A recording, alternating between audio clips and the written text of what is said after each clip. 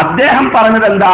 നബി സല്ലല്ലാഹു അലൈഹി വസല്ലമയെ കുറിച്ച്, അതായത് നമ്മുടെ കേരളത്തിന്റെ ഓരോ ജില്ലകളിലും ഓരോ ഭാഷകളിൽ ചില വ്യത്യാസങ്ങൾ ഉണ്ടാവും. ചില നാട്ടിലെ ആളുകൾ പയ്യൻ എന്ന് പറയും, ചെറിയ കുട്ടികൾക്ക് പയ്യൻ എന്ന് പറയും, കുട്ടി എന്ന് പറയും, കുഞ്ഞെന്ന് പറയും, പിള്ളേരെന്നൊക്കെ പറയും, പുള്ള എന്നൊക്കെ പറയും. തെക്കൻ കേരളത്തിലൊക്കെ എറണാകുളം ജില്ലയിലൊക്കെ പോയാൽ പുള്ള എന്ന് പറയും. അതേപോലെ കിടാവ് എന്ന് പറയും. തൃശ്ശൂർ ജില്ലയിലത്തെ ആളുകളൊക്കെ ചെറിയ കുട്ടികളൊക്കെ കിടാങ്ങളെ എന്ന് വിളിക്കാറുണ്ട്.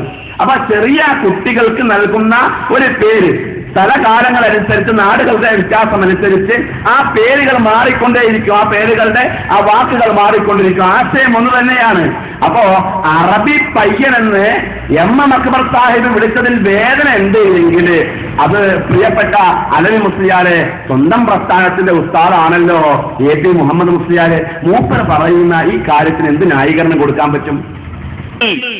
മുഹമ്മദ് എന്ന കുഞ്ഞൻ വയസ്സ് 5 ആയിട്ടുള്ളെങ്കിൽ ഈ കുഞ്ഞനെ കണ്ടപ്പോൾ അവിടെയുള്ള ജൂത പണ്ഡിതന്മാർ ഏകകണ്ഠമായി പറഞ്ഞു, ഇത് തന്നെയാണ് വരാൻ പോകുന്ന മുഹമ്മദ്. മുഹമ്മദ് എന്ന കുഞ്ഞൻ വയസ്സ് 5 ആയിട്ടുള്ളെങ്കിൽ ഈ കുഞ്ഞനെ കണ്ടപ്പോൾ അവിടെയുള്ള ജൂത പണ്ഡിതന്മാർ ഏകകണ്ഠമായി പറഞ്ഞു, ഇത് തന്നെയാണ് വരാൻ പോകുന്ന മുഹമ്മദ്. എ പി മുഹമ്മദ് മുസ്ലിയാരെ നബി സല്ലല്ലാഹു അലൈഹി വസല്ലമയെ കുറിച്ച് പറഞ്ഞ കാര്യമാണ് മുഹമ്മദ് എന്ന കുഞ്ഞൻ. എം എം അക്ബർ സാഹിബ് എന്താ പറഞ്ഞത്? മുഹമ്മദ് എന്ന പയ്യൻ, അറബി പയ്യൻ. ഇത് തമ്മിൽ എന്താ വ്യത്യാസം? ഇദ്ദേഹം പിന്നെ മുഹമ്മദ് നബീനെ മാത്രം ഒരുക്കിയില്ല, മൂപ്പരുടെ കാഴ്ചപ്പാടിൽ എല്ലാവരും കുഞ്ഞനാ. ഈസാ നബി അലൈഹി ഇസ്ലാമിനെ കുറിച്ച് പറഞ്ഞു എന്ന് കാണിച്ചു കൊടുത്തേ. ഈസാ നബി അലൈഹി ഇസ്ലാമിനെ കുറിച്ച് പറയുന്നുണ്ട്.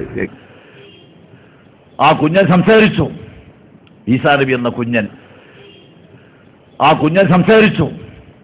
ഈസാ നബി എന്ന കുഞ്ഞൻ, ഈസാ നബി എന്ന കുഞ്ഞൻ ഇന്നി അബ്ദുല്ലാഹി ആതാനിൽ കിതാബ വജഅലനി നബിയ്യ, പ്രസവിച്ച അന്ന് ലോകത്തൊരാളും അങ്ങനെ കേവലം അറബി